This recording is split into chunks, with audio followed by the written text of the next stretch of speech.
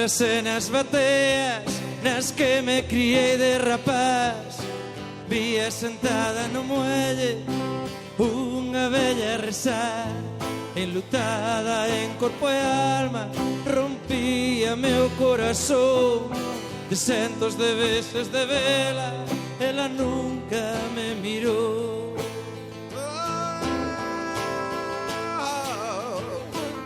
Esta bella mariñeira é a viúva dun patrón, o millor mariñeiro que pareu o povo dende que o mundo ten sol.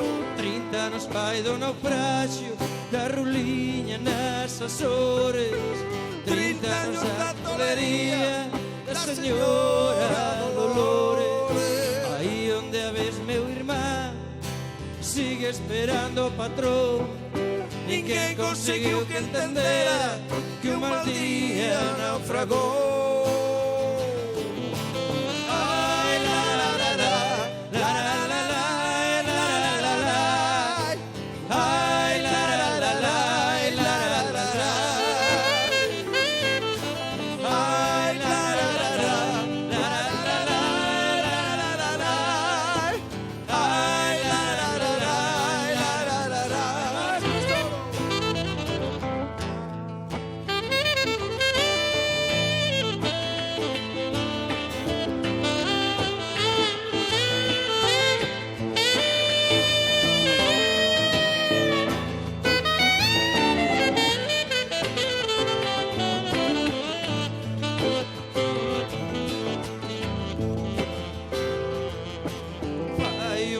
Fun ao pobo e ao mirar caro porto, non vin ali a Dolores, dixeron que o conto está morto.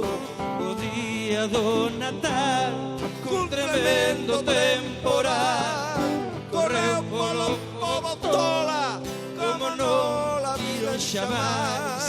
Dixeron que ia contente e antes de tirarse ao mar, os catro ventos, hoxe volto o meu xonás, hoxe volto o meu xonás, hoxe volto o meu xonás.